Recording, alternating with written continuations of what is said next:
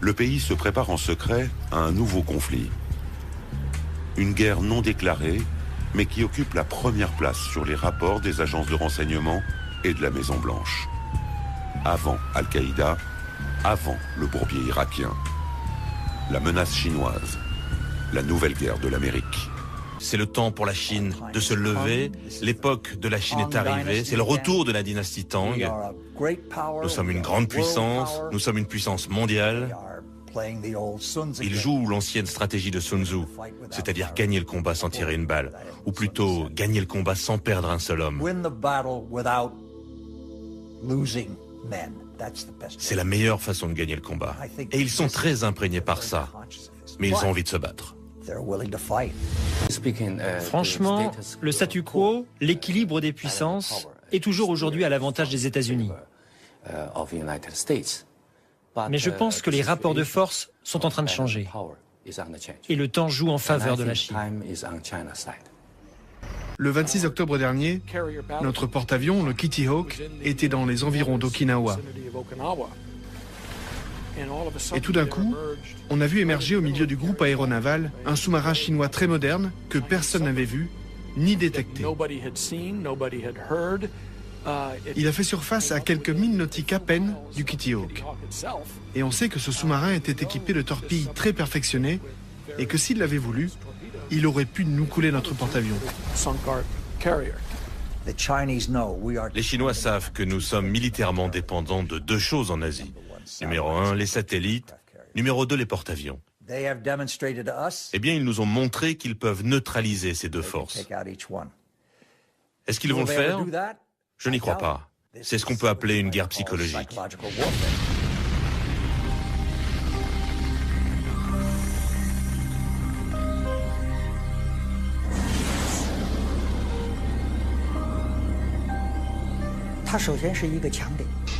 Les satellites, c'est un point fort américain. Mais si on regarde bien, ça peut être aussi un point faible. Avec ces satellites, les États-Unis peuvent déployer tout leur réseau de communication. Et c'est une faiblesse. Aujourd'hui, on a pu le vérifier lors des derniers conflits. L'armée américaine dépend trop de son électronique et des satellites.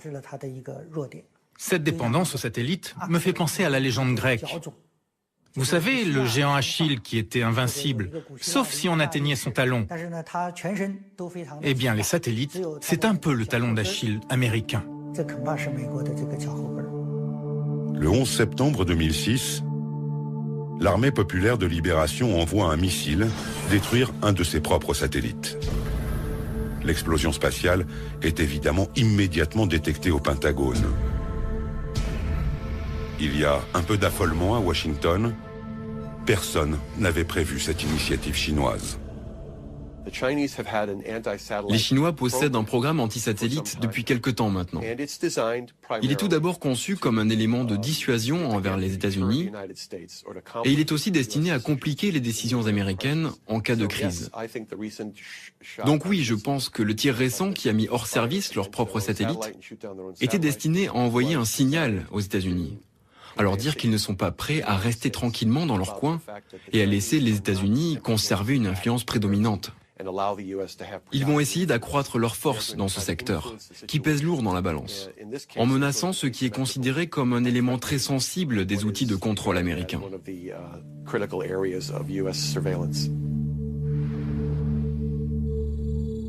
L'armée chinoise a aussi développé un autre système pour aveugler les satellites américains. Des lasers géants qui ne les détruisent pas, mais qui les aveuglent suffisamment pour les rendre inutiles. Ça n'est pas de la science-fiction, mais une technologie déjà en service. Et puis, il existe une arme plus terrible encore. Une arme que les Américains ou les Français maîtrisent déjà et que l'armée chinoise a développée en priorité. Les Chinois ont étudié très attentivement la dépendance américaine vis-à-vis du spectre électromagnétique. L'utilisation des communications et d'un réseau entre les satellites, les navires et le système de commandement sur le champ de bataille. Ils ont vu ce qui s'était passé pendant la première guerre du Golfe, ce qui s'était passé au Kosovo. Ils ont observé en Afghanistan et la deuxième guerre du Golfe. Et ils se sont rendus compte que nous sommes de plus en plus dépendants du spectre électromagnétique et de la qualité des communications. L'arme à impulsion électromagnétique, qui est créée en faisant exploser une arme nucléaire, grille généralement les transistors et empêche ce genre de communication. L'arme à impulsion électromagnétique déclenche à partir d'une explosion nucléaire une onde électromagnétique. Lorsque cette onde atteint des bateaux ou des avions, elle détruit instantanément tous les équipements électroniques embarqués. Personne ne meurt si on est suffisamment loin de l'explosion nucléaire. Mais les bâtiments de guerre américains, totalement dépendants de l'électronique, seraient immédiatement hors service. Le rapport du Pentagone décrit une arme qui utilise une explosion nucléaire pour générer une arme à impulsion électromagnétique, autrement dit EMP. J'ai demandé à des responsables du Pentagone pourquoi vous ne dites pas qu'ils ont généré leur EMP de façon conventionnelle. Et ils ont répondu, nous ne voulons pas qu'ils sachent que nous le savons. L'EMP généré de façon conventionnelle pose moins de problèmes et est plus utilisable ou plus pratique, car lorsque vous l'employez, il n'y a pas de retombée nucléaire. Il y aura moins de protestations internationales. Ils possèdent déjà cette arme.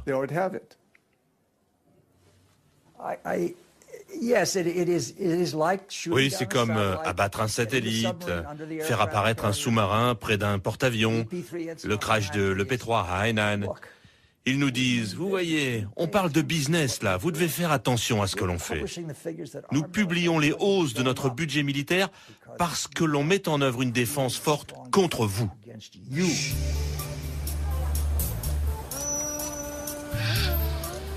Cette puissance que la Chine développe n'est pas seulement militaire. Le régime a compris qu'il devait utiliser chaque citoyen, chaque entreprise, chaque organisation dans sa confrontation avec les États-Unis. Une course à l'armement n'aurait pas de sens contre Washington. C'est une guerre pour l'énergie, les médias, la culture, les matières premières. Et face à une Amérique qui surconsomme, qui se surendette, une Amérique obèse de ses propres excès, la Chine oppose sa meilleure arme, sa vertigineuse croissance économique. La nouvelle menace, ce n'est pas la menace militaire classique, l'affrontement direct d'un pays contre un autre. Aujourd'hui, ce n'est plus canon contre canon, avion contre avion ou tank contre tank. L'affrontement prend beaucoup de formes, sur beaucoup de terrains. Par exemple, la finance ou les médias. Il peut y avoir des attaques dans tous ces domaines. Le but, le résultat de ces conflits d'un nouveau genre sont le même que dans toutes les guerres. On veut forcer l'adversaire à accepter sa volonté. C'est toujours une guerre, mais ce n'est plus la guerre militaire conventionnelle. La guerre aujourd'hui dépasse ce domaine militaire. C'est ce que nous appelons la guerre sans limite. C'est ce qui fait peur aux États-Unis. Ajouté à la Russie, la Chine devient une dose de trop. Et ça crée des palpitations, ça crée la panique. Voilà l'envie de vouloir détruire l'humanité. Voilà la rage de la quatrième bête. Voilà qu'on déclare ceci. Voilà, c'est ça. I want to be clear to those who try to oppose the United States. I want to be clear to those who wish to do us harm. I want to be clear to those around the world who want to destroy our way of life and that of our allies and friends. The United States military, despite all our challenges, despite our op-tempo, despite everything we've been doing, will stop you and we will beat you harder than you've ever been beaten before. Make no mistake about that. Other countries, Russia, China, Iran, and North Korea, went to school on us. They closely watched how we fought in 91 and 03. They studied our doctrine, our tactics, our equipment, our organization, our training, and our leadership. And in turn, they revised their own doctrines, and they are rapidly modernizing the military today to avoid our strengths in hopes of defeating us at some point in the future. We can now, and we will remain in the future, retain the capability to rapidly deploy and we will destroy any enemy, anywhere, anytime. Non. Non, écoutez, ne me dites pas que c'est du cinéma. Franchement, ne me dites pas que ce gars-là est un cinéaste. Ah non, c'est pas de la comédie, c'est pas du cinéma. Mais c'est la rage de perdre ce qu'ils ont gagné illégalement. De perdre ce qu'ils ont usurpé. Des gens qui n'ont même pas peur, qui ne craignent même pas le Créateur vivant. Ils ont usurpé l'identité des Hébreux. Ils ont usurpé ce qui est saint, la terre et autres.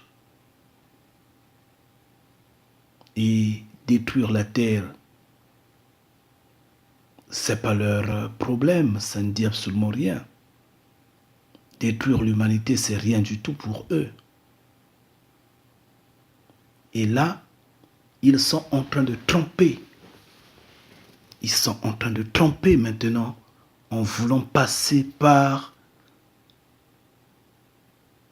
le changement climatique. Ils veulent tromper qu'il y a des bouleversements totaux au niveau du climat, que l'humanité risque d'être exposée à une disparition totale. Non, c'est du mensonge. C'est eux-mêmes qui vont le faire. Et eux, ils vont se cacher dans les bunkers. Ils vont se cacher sous terre. Oui, ils vont le faire. Eux, ils ont les capacités de le faire. Maintenant, il faudra préparer l'opinion nationale et internationale. Il faudra tromper l'humanité de telle sorte que les gens se détournent le regard vers le ciel, vers la nature, vers la tempête. Mais cependant, c'est eux qui vont le faire. Ils ont les capacités de le faire. Ces francs-maçons, ces Illuminati sont très rusés. C'est pourquoi vous avez remarqué qu'il y a une vague, ou bien qu'il y a eu une vague des revendications, des soulèvements populaires, des marches, ça et là, des boycotts contre Trump, Donald Trump. Ah oui, justement au sujet de Trump, il n'est pas saint. Il ne vient pas de nulle part. Non, il est dans le système. Il est un franc-maçon lui de même. Il est un Illuminati. Oui, mais comme dans toute chose, il y a le plus et le moins. Il y a les conservateurs et les modérés. Comme je dirais, à la droite et la gauche. Donc, des gens comme des Trump sont du côté des modérés. Du côté du signe moins, du côté de la gauche. Ils jouent l'apaisement. Des gens comme des Trump, eux, avec les Poutine, ils sont un peu observateurs de la marche normale du monde, bien que il faut empresser, appuyer le bouton sur X, Y, Z, il faut dominer, il faut talocher, il faut écorcher, oui, c'est vrai, mais ils observent, ils se disent, observons un tout petit peu. Par ailleurs, des gens comme l'aile de Clinton et beaucoup d'autres, l'aile des conservateurs, ceux-là, ils ont des angles durs, ils expriment vraiment la rage de la quatrième bête. Et comme il faudra stopper ceux qui sont modérés, parce que ceux qui sont modérés sont en train d'ouvrir les portes aux autres peuples du monde ou aux autres nations de se veiller, d'être intégrés. Ce que les conservateurs ne veulent pas, alors il faudra donc bloquer la route aux modérés. Mais sinon, ils sont tous ensemble, ils mangent tous ensemble, ils s'entendent. Et Si les modérés insistent, la suite, c'est ce qui a été décidé et c'est ce que nous allons voir, c'est ce que nous allons regarder dans le document qui suit, dont je salue d'avance le présentateur de ce document qui va très bien l'expliquer et je vous en prie de prêter attention, et nous allons discuter bien après, bientôt. C'est ainsi que l'a annoncé la Maison-Blanche il y a 2 jours, le 13 octobre dernier. Effectivement, Barack Obama ordonne aux États-Unis de se préparer dans les prochains 120 jours qui suivent cet ordre exécutif à une grande éruption solaire, à une immense éruption solaire. La Maison-Blanche a donc délivré au public un ordre exécutif que vous pouvez très facilement voir sur le site de la Maison-Blanche, whitehouse.gouv.gouvernement. Le plus curieux dans tout ça, c'est qu'il y a quelques jours de cela, le mois dernier, l'Allemagne elle-même délivrait à sa population le même genre d'avertissement, c'est-à-dire de se préparer en ration alimentaire, en ration d'eau, en piles, batteries, pour se préparer à un événement. Lors de cette prévention, tout le monde pensait que c'était une prévention antiterroriste. Mais nous sommes en train de voir aujourd'hui que ce n'est pas une prévention antiterroriste. Pourquoi l'Allemagne s'est-elle préparée à ce genre d'événement? À quel événement? Ce que veut Barack Obama pour les États-Unis, c'est de coordonner les forces exécutives pour préparer la nation à un événement, écoutez bien, un événement climatique spatial. C'est ainsi qu'ils le disent dans l'ordre exécutif, dont je vais mettre le lien en dessous de la vidéo, dans l'explication en dessous de la vidéo, pour que vous puissiez cliquer dessus et voir cet ordre exécutif. Barack Obama l'annonce ainsi: par l'autorité investie en moi, en tant que président par la Constitution et les lois des États-Unis d'Amérique, et pour préparer la nation aux événements climatiques spatials, il est ordonné de la manière suivante. Et l'ordre exécutif est partagé en 7 sections différentes. Par exemple, la première section, section 1. Cet événement, cette perturbation climatique spatiale peut se représenter en trois phénomènes. En éruption solaire, particules énergétiques solaires, perturbation géomagnétique. Je rappelle que les éruptions solaires peuvent affecter aussi bien les centrales nucléaires, mais aussi bien l'eau potable. Vous imaginez une ville pendant quelques mois sans eau potable? Vous vous êtes déjà posé la question comment une ville ferait sans eau potable, sans nourriture, sans électricité?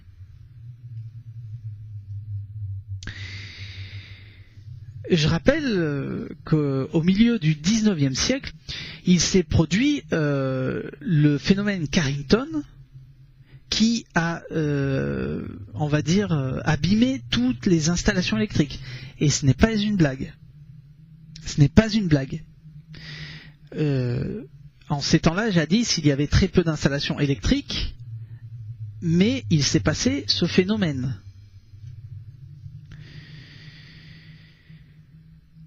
Il parle que les systèmes, que ça va perturber les systèmes de positionnement global, les GPS.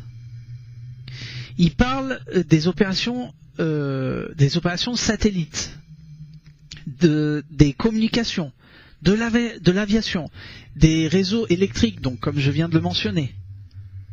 Il demande un effort aux cercles académiques, comme les gouvernements, les gestionnaires, les universitaires, les médias.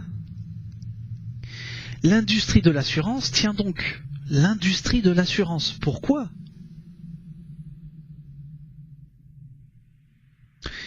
Il demande à toutes ces structures de se rassembler pour essayer de trouver une solution aux prochaines perturbations solaires qu'il va se passer dans ces prochains 120 jours.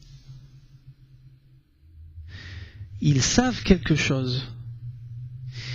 Qu'est-ce qu'ils savent que nous ne savons pas? En tout cas, c'est quelque chose de sérieux. Il demande aux organisations aussi sans but lucratif, plus au secteur privé. Il avertit son système national également pour améliorer la capacité de prévoir cet événement climatique spatial. Ça devient quelque chose de très sérieux. Je ne sais pas si vous vous rendez compte. Section 2. Il demande des programmes aux organismes d'action pour atténuer cet événement qui est imminent. Il y a de quoi se poser des questions. Section 3. Il demande la protection de migration et aux protocoles qui doivent améliorer les solutions pour trouver des solutions à ces risques importants. Donc tout ce qui est bien sûr tout ce qui est l'eau, l'énergie, le transport, la sécurité. Si demain il n'y a plus d'électricité, comment on va faire ? Combien de temps ça va mettre si réellement il se passe un événement de ce genre? Combien de temps ça va prendre pour que tout se remette en ordre?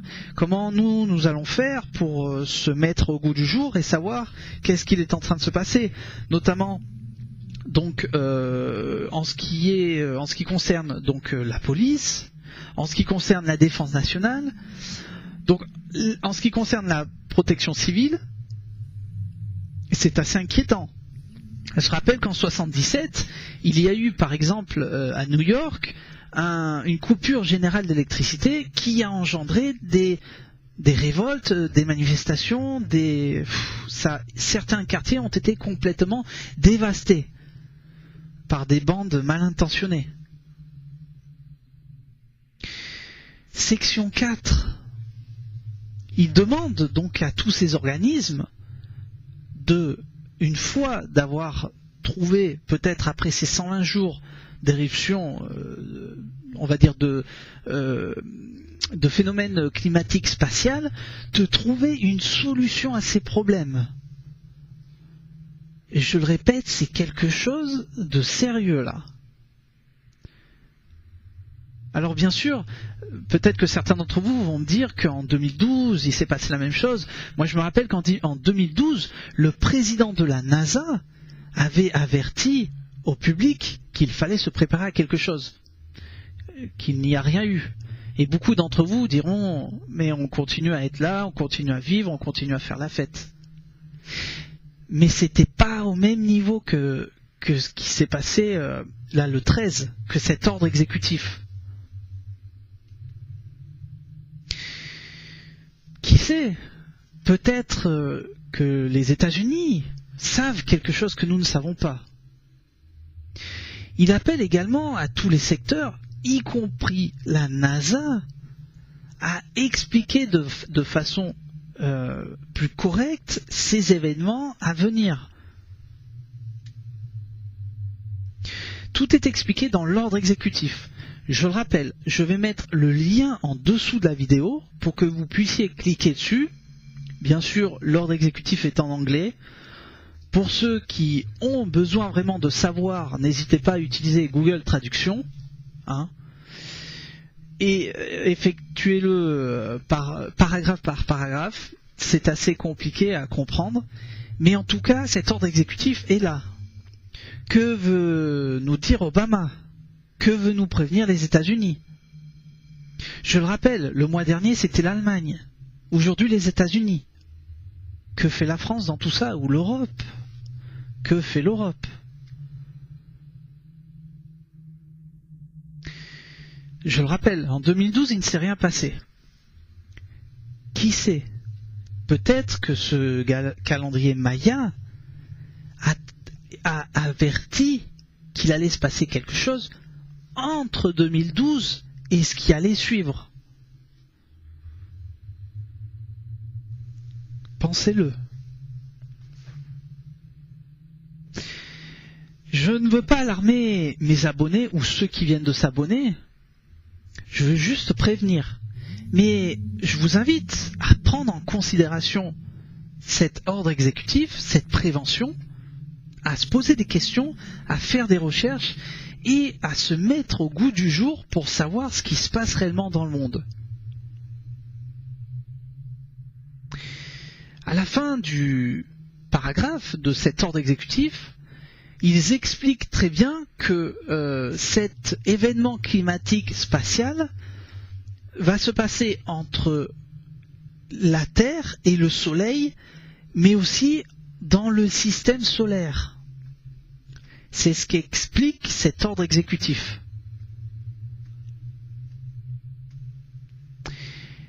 L'Allemagne avait donc rassemblé plus de 800 000 tonnes de vivres, de rations alimentaires.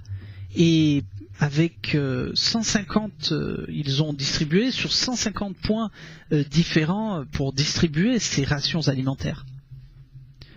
Que va-t-il arriver? Que va-t-il se passer? À quoi on se prépare? Pensez-y, pensez-y. Bien sûr, si j'ai plus d'explications aujourd'hui, si nous avons plus d'explications ici dans Monde Mystérieux, on vous informera de ces explications, de ces événements qui sont assez importantes.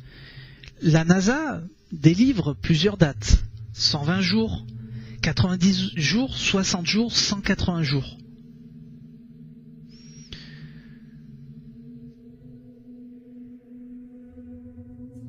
Je vous tiendrai informé de ce qu'il peut arriver. Je ne suis pas là pour alarmer tout le monde, je le répète, mais pour prévenir. Je vais pas faire plus long que cette vidéo. Je voulais que vous le sachiez, que ce que la Maison Blanche a délivré le 13, et à prendre en compte de cette date, que depuis le 13 jusqu'à 120 jours, ce qui est expliqué dans cet ordre exécutif. Et là, ils sont en train de tromper au nom du climat.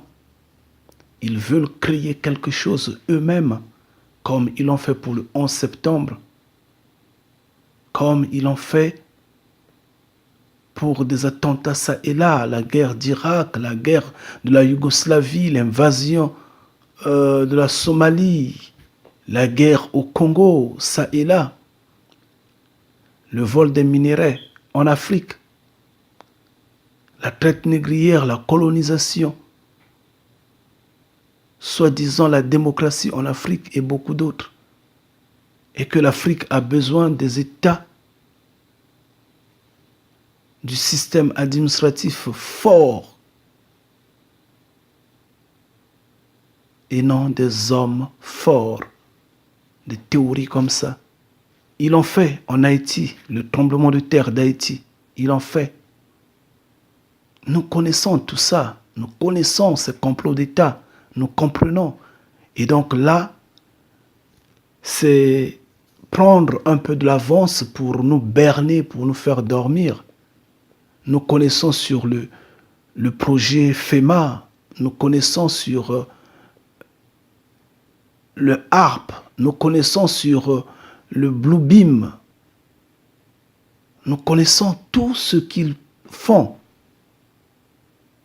Et puisqu'il faudra explorer, ils vont se cacher sous terre et ils vont le faire en surface. Et c'est tout ça la fin. C'est tout ça le choc. C'est évident, mais nous avons Ya. Nous avons Ya et nous continuons à regarder vers les cieux. Ya est avec nous.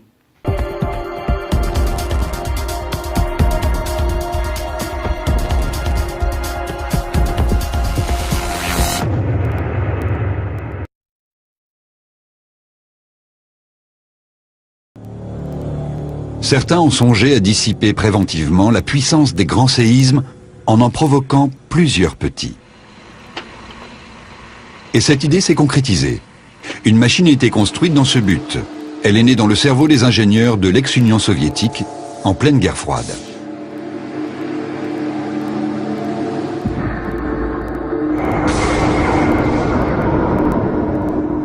Conçue pour fournir une nouvelle source d'énergie, la machine à tremblement de terre avait la puissance d'un petit réacteur nucléaire. Les sismologues voulurent s'en servir pour mesurer l'épaisseur de la croûte terrestre. Le principe de cette expérience était le suivant. En traversant un puissant champ magnétique, l'échappement d'une tuyère de fusée provoquait des sortes de coups de foudre capables de se propager jusqu'à 50 km de profondeur. Ce qui se produisit alors les étonna beaucoup. La Terre répliqua par des micro-séismes.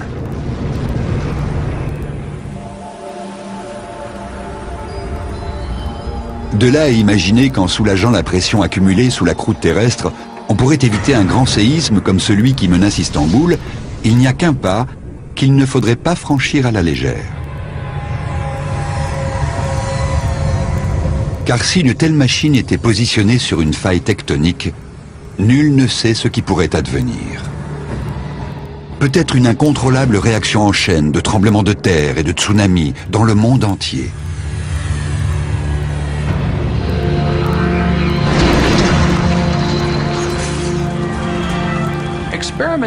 Il est très difficile d'expérimenter sur mère nature, et nous devons être très prudents. On pourrait en fait déclencher un séisme plus important que celui que nous tenterions d'éviter. Des militaires américains ont acheté la machine à tremblement de terre à l'issue de la guerre froide. Où est-elle aujourd'hui? Nul ne le sait.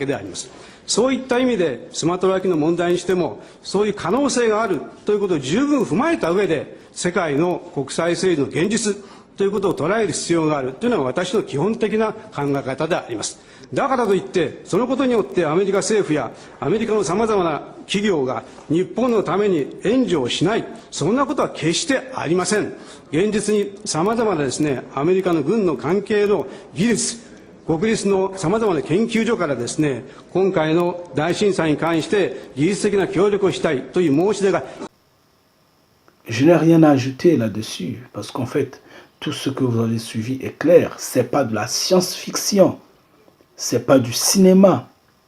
Pour autant dire que non, il y a des trucages et autres. C'est pas du théâtre, juste pour faire rire les gens. Non, c'est la réalité. Si on est en train de crier au complot d'État, si nous avions vu des attentats, des gouvernants qui ont voulu et qui se sont engagés à détruire leur propre peuple pour des raisons que nous ne connaissons pas, que nous ne maîtrisons pas, juste simple égocentrisme, alors combien de fois l'humanité tout entière, mais eux ça ne leur dit absolument rien puisqu'ils ont leur bunker. Ils ont des maisons souterraines, ils vont se cacher sous terre, c'est tout. Donc, détruire l'humanité, ça ne leur dit absolument rien. Et je vous le dis en vérité, c'est pas le faux créateur imaginaire, omniscient, omnipotent, omniprésent, ce Dieu des religieux qui va empêcher cela. Non. Je vous le dis, croyez-moi, ils pourront faire des neuvaines et des jeunes. Ça va arriver. Seul Yah peut l'empêcher. Mais à l'allure où va le monde, Yah serait d'accord que cela arrive pour mettre fin à cette humanité de même. Parce qu'il y a longtemps que ça commence. Il y a longtemps que les gens jouent, ils blaguent tellement que Yah doit apporter la fin. Et la fin va arriver. Je vous en prie, très chers frères et sœurs, n'adoptez pas le comportement des hommes de nation. N'adoptez pas le comportement de ceux qui sont totalement dans le monde. Priez sans cesse et priez dans le secret. Restez fermes, nous sommes dans les derniers temps. Je vous l'ai toujours dit que cette génération-là ne passera pas. Bien sûr que la nôtre, elle ne passera pas. Si 2016 passe, et alors, qu'est-ce qu'on peut dire de 2017? Si 2017 passe et 2018, 2019 et 20, posez-vous beaucoup de questions, regardez la façon dont le monde évolue. Très chers frères et sœurs, je vous en prie, restez éveillés. Ne dormez pas, je vous en prie, ne dormez pas. Là, j'insiste.